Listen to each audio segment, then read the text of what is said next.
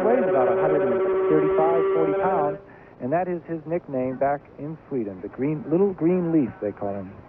Well, the leaves are certainly blowing fast today. He's certainly done a great job as we look down high from the Goodyear blimp to Ayrton Senna of Brazil driving the all-black John Player Special, the Lotus with a Renault engine, performing well.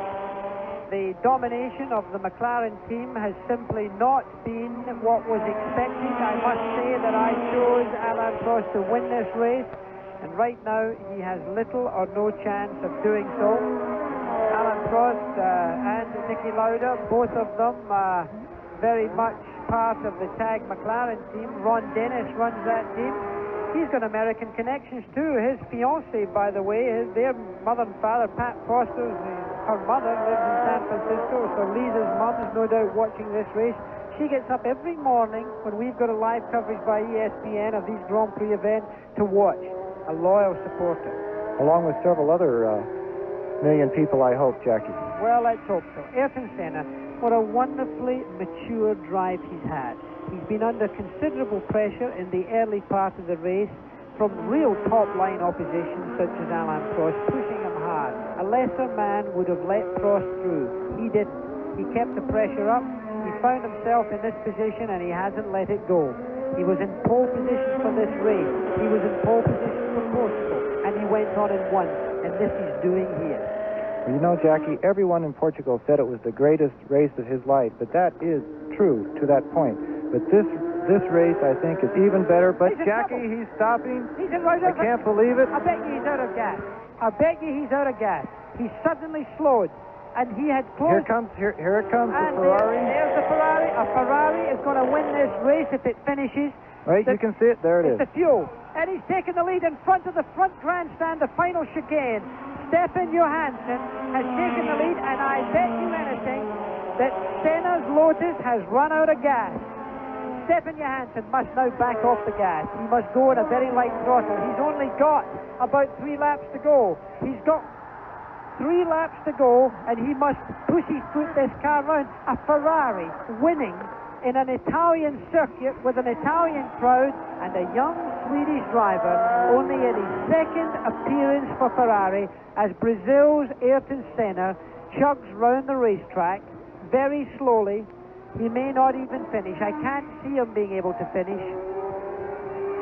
Now Stefan Johansson, what a pressure on this young man who struggled through his career. Look at the Ferrari flag waving. Stefan Johansson, who really had almost given up getting a drive at the early part of... Is he in trouble? He's in trouble? He's in trouble! Alain Prost has passed the Ferrari! He's run out of gas! The Ferrari has run out of gas in front of his Italian crowd. Stefan Johansson, as I said earlier, the fear was, would they be able to keep going? Now Alain Prost, he has inherited the lead. For the first time he now leads the Grand Prix of San Marino with only 2 laps to go. Alain Prost, he must surely be saving every cup of gas, every thimbleful of gas. He's going round with such a light throttle pedal now. He's got a lot of turbo boost and he's turned right down now.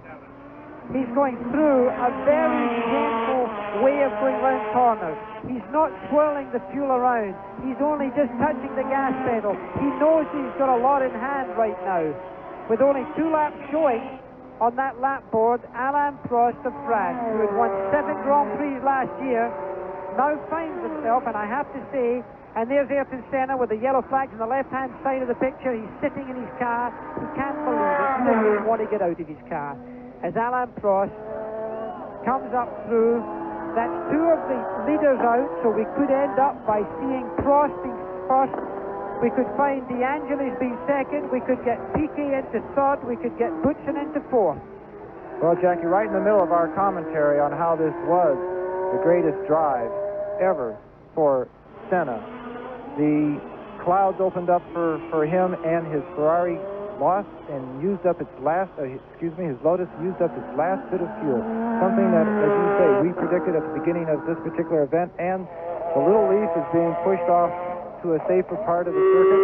And both of these drivers, both of the young careers of these drivers, hoping to take this race and move into the championship points. Now they're just going to park the cars and someone else finish in the positions that they held on to for so long.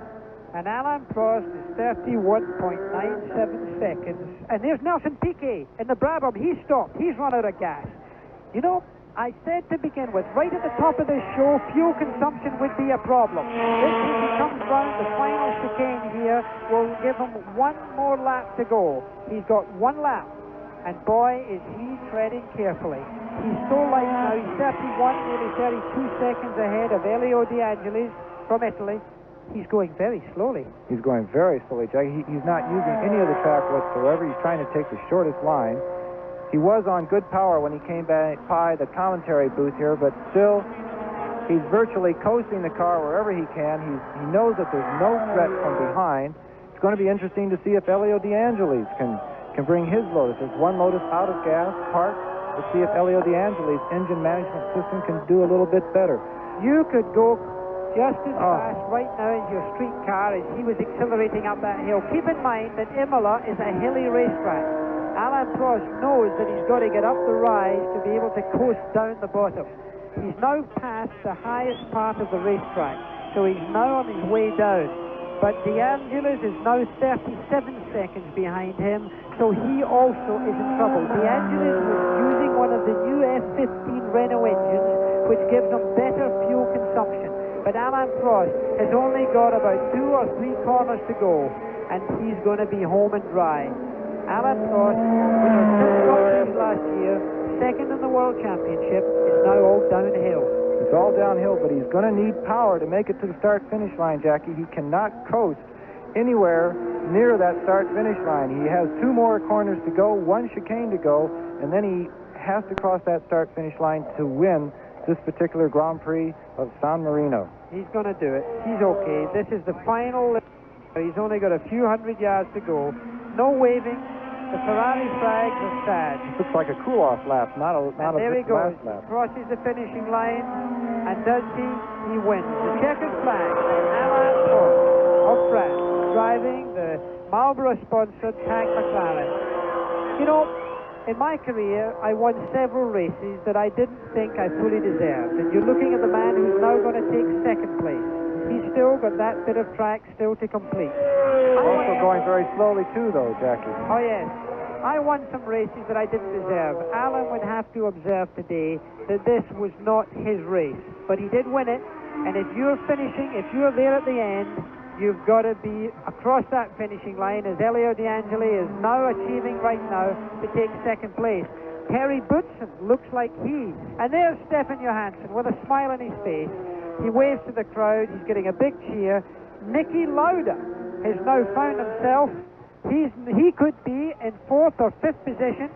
Patrick Tambay has moved up. There's been a lot of changes, remember, because of everybody running out of gas. Boutsen hasn't crossed the finishing line. Neither has Patrick Tambay. Tambay's across, so Tambay's in 3rd position. Niki Lauda is in 4th position. Look here, Jackie. Boutsen pushing his car across the finish line. The Barkley Arrows coasting. We say we could not coast to the finish line, and that was true. He actually had to push the car. Well, he's now walking across the track. There's Stefan Johansson getting back to the pit. He's proven his point, Stefan, but still he would have liked to have proven it by coming first and being number 1 on the rostrum.